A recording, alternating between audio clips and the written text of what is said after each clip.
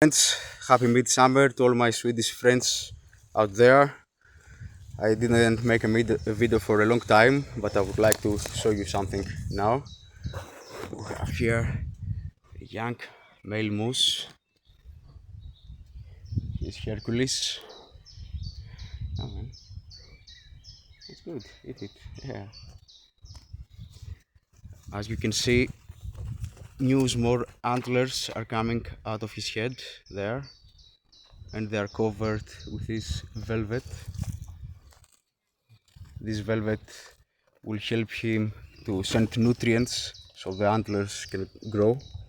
Now he's a very young one, so he has a very small antlers. I can show you maybe later some of the old boys to see how big antlers they have now.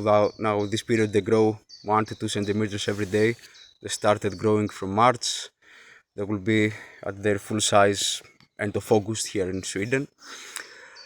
This thing that moose drop their antlers in winter and they grow new ones in springtime made them in several cultures all over the world to be considered like a symbol of rebirth of nature, uh, death and life, death that comes in winter and life that comes back to earth in springtime, especially with moose, but in general with all the deer species. So this gives me a pass to talk about a folklore thing known as the green man, or the horned gods, the horned ones.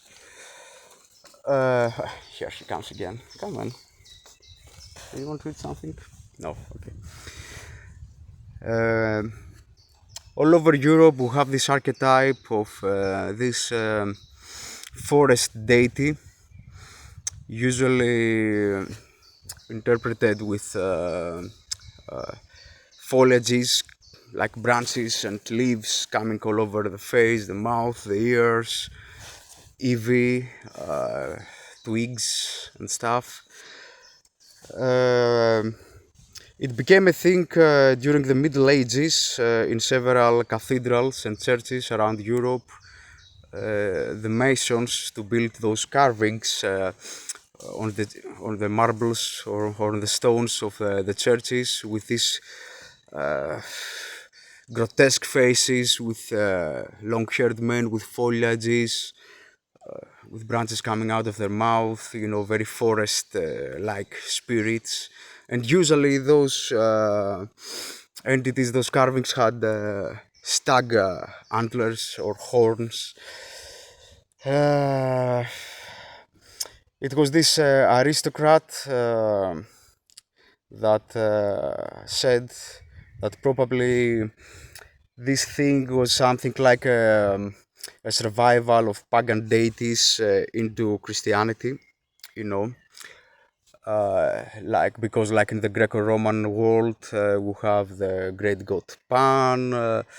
In the Celtic world we have Cernunnos, which is very interesting that the only image of Cernunnos we have it's on an artifact found in Denmark outside of the Celtic world actually, which is a horned god sitting like in a lotus position and animals are around him.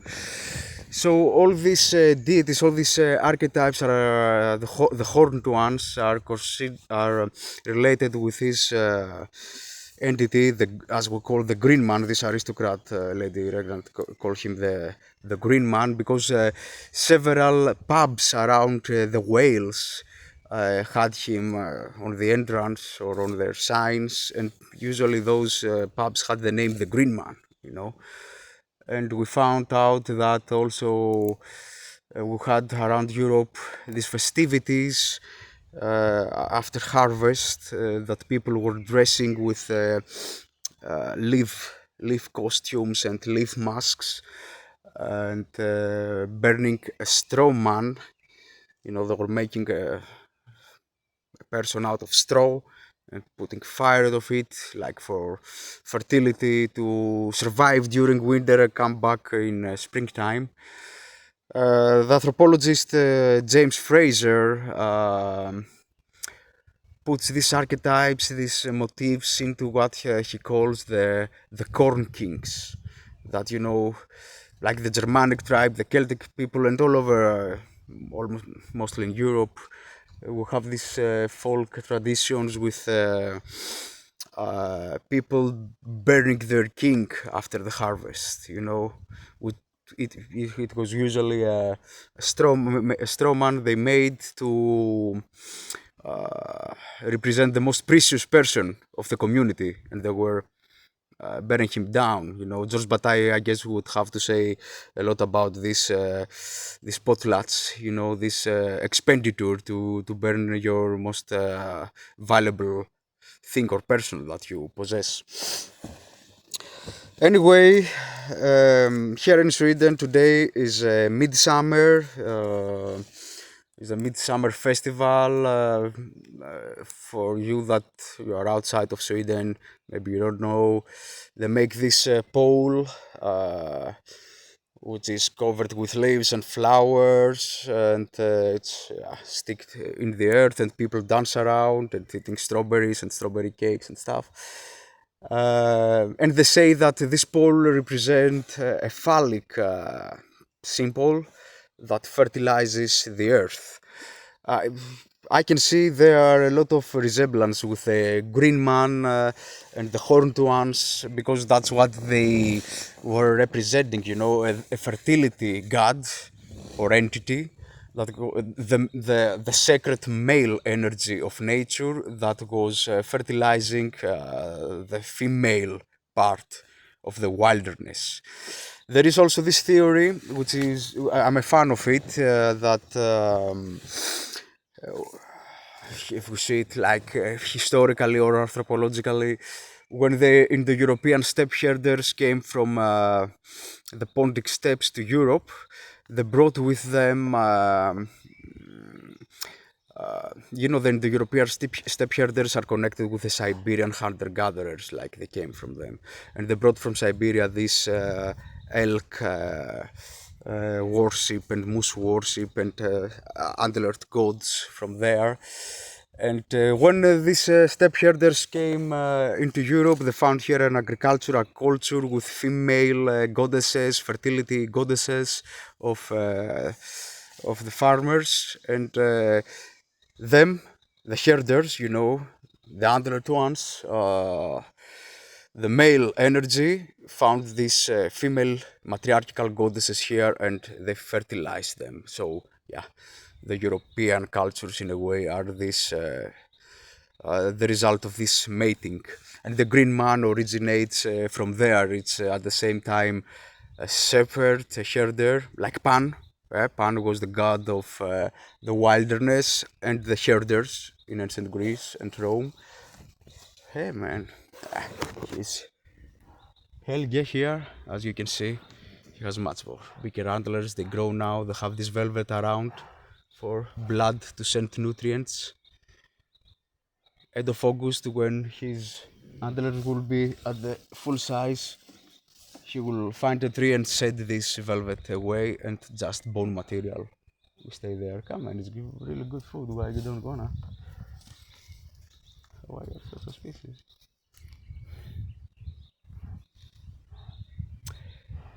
Yeah, so that was mostly it. I wanted to say some very basic things about this green man and the horned gods like Helge behind me. But last thing I would like to say, some people, some later, this theory that is paganism versus Christianism, some people don't agree in that, it was a pagan god, the green man, that find a way to survive through Christianity. Some people believe in that. Some people say that no, the green man is actually a completely Christian symbol. Some people say that is Jesus Christ with a vineyard, because Jesus is connected with a vine tree, with a vine trees, not vineyard, sorry. and resurrection and stuff like that. And other people connect the Green Man with the Rosicrucians, you know, the knights, the Knight Temple. And in their belief system, they had this weird mysticism and Gnosticism. And they believed that the human nature have several stages that you have to overcome, and you start like in the mineral stage. There is the vegetative state, that's the Green Man, that you have to overcome it. You go to something more complex because vegetables are, you know, and plants are kind of simple forms of life. So yeah, there is this thing there. Of course, the Green Man in modern day, a lot of it became a symbol of environmentalism. A lot of modern neo-pagan, Wiccan people have adopted him in a spiritual, if you want, way. Uh, but for me, yeah, it's a very important archetype. If you want to talk about it in a more psychoanalytical or Jungian way, we can see it coming again and again, even if people did it on purpose or unconsciously. For example, Robin Hood is a symbol of Green Man, you know. Green dressed guardian of the forest, distributing the wealth to the people, from the rich to the poor. Or Peter Pan, and you can see the word Pan in there, the Greek god Pan, the forever child that lives in Neverland and fights time. You know, Captain Cook represents time with a crocodile. Crocodile is a symbol of Chronos and the time. Even in Game of Thrones, in popular culture, we have now the revival of the Green Man. In Game of Thrones, for example, those weird seer trees, you know, these face trees, have a connection with the Green Man and the whole Game of Thrones mythology. If you read the books, you see, for example, how it's called, Garth the Green, that the first people originate of him, and he was a Green Man that he was riding a moose bull like him there on the books. David, check the David Lightbrigger, this channel. He's making a great job with comparative anthropology and stuff, explaining Game of Thrones, the whole Game of Thrones mythology. Or even in True Detective Season 1, maybe I will do an episode about this, the Green Man in True Detective, you know, with the childress, sometimes represented as this spaghetti monster in the forest with green ears. Maybe I will do a specific episode about antlers, the Green Man, and True Detective. It would be interesting. That's all. I don't want to say too much. Maybe we will do several other episodes, and the whole Green Man legend will come out again. Last image of Helge. Yeah. Hail, Green Man, the Horned Ones, Guardian and King of the Forest. Not forget to say that in Sweden they call the moose the King of the Forest. Is the largest plant eater in Sweden and in Europe in general. They play very important ecological roles in Swedish ecosystems because they eat mostly branches and twigs. They allow sunlight to go deeper into the forest, and low vegetation can see also the sun. We have biodiversity of plants, ferns, herbs, flowers can also see the sunlight and grow. They have a solar masculine energy, as you can see. It's not maybe accidental that in Siberia they believed that the sun travels through the sky between the antlers of a bull moose. You know, you can see the solar masculinity in this animal a lot, and yeah, it's not accidental that it's also connected with the Green Man, the Horned Ones, and the solar masculine. And of course, with the Swedish Midsummer, all those traditions go back to the Green Man, to paganism, to the sacred male fertilizing the sacred feminine up here to the far north. That's it. See you guys in another episode. Take care. Good midsummer again. Glad midsummer to my Swedish friends. Bye.